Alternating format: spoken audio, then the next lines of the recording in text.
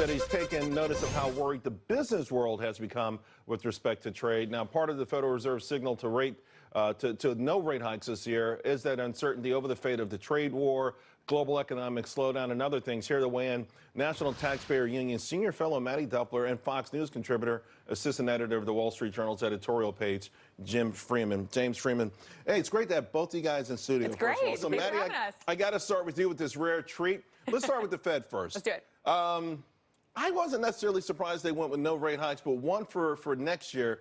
That's a long runway to say we may only raise rates one time. I mean, and a lot of people were nervous about it. The market sold off yesterday, sold off this morning. What are you getting from that? Well, I think the sell-off yesterday was due more to the president's comments on Chinese tariffs than it was on Powell, because you're right, this whole notion of patience from the Fed is not necessarily unexpected, but it should probably take at least the uncertainty that was created by the notion that the Fed might hike off the table. That's, of course, one of the major factors last year to all of the market volatility. That was something that we focused on so heavily, especially at the end of the year. So I'm not surprised to see no rate hikes before the end of the year.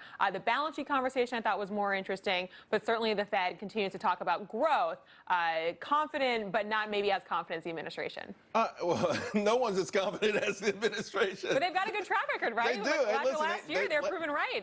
You got to prove them wrong now, right? Than the Fed. Yeah. A much better track record than the Fed. But here's the thing I'm wondering about, James.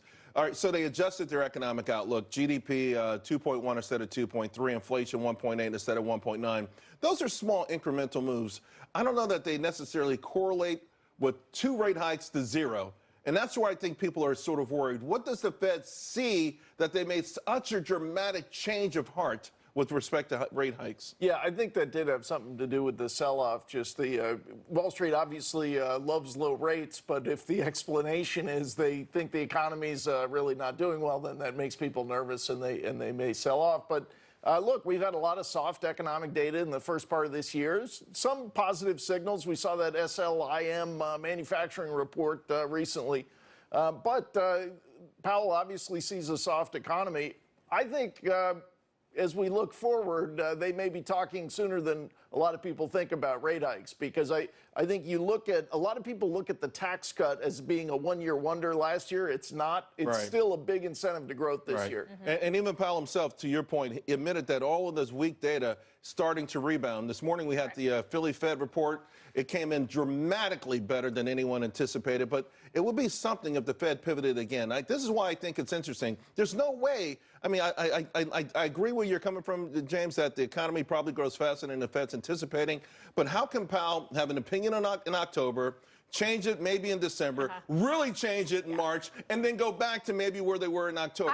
There's a credibility issue when it comes to the Fed. Well, I almost think that the Fed should just stop meeting in March, because we know that seasonally Q1 looks bad no matter what year you're looking at. And the data this year, of course, was augmented by the government shutdown. And a little bit anachronous with that, with the market meltdown in December. We had a horrific retail number in December as well. And on top of that, 22,000 jobs in February. The counterfactual, if the Fed had said, no, we don't see any of this weakness and we're not willing to acknowledge with all that data, that would have been, I think, a lot more anachronous.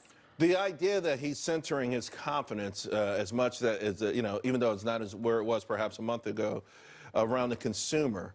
He pointed to higher wages. He pointed to increased confidence, the sheer number of jobs being created, and an uptick in labor participation. I think those are great. But when he said distinctly that wage inflation is not price inflation, I think we needed to hear that, James, because remember last year when the first time we saw wages going up, the market sold off big time because there was a sort of feeling that the Fed would automatically hike rates based on the fact that people were making more money.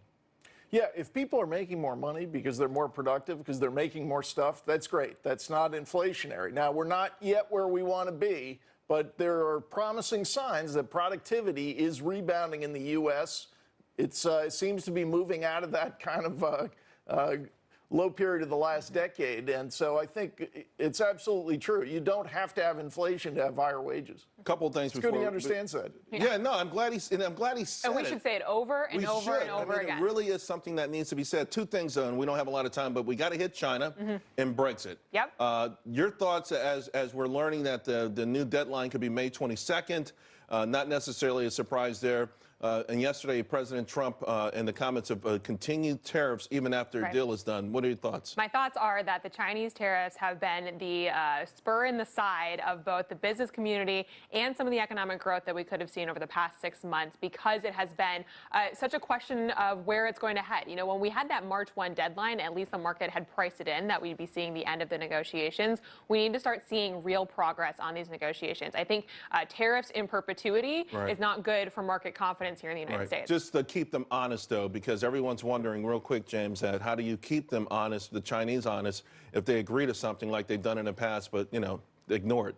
Yeah, I think the Larry Kudlow idea will just slap them back on if there's cheating. Is not necessarily going over well in Beijing. We'll see. But I think the point is we're going to find out after this deal what the impact was, because this huge question of will they honor promises made, this is coming to a head because they've been stealing U.S. technology. So what does that It's tell going to you be hard. about The old habits are hard to break. trust issue? Yeah. Thank you both very much. Again, it's great having you both in studio. So the financials, we know, really the big losers, right? Getting hammered over the Fed's new, more dovish tone. Meanwhile, large cap momentum stocks like Apple are killing it right now.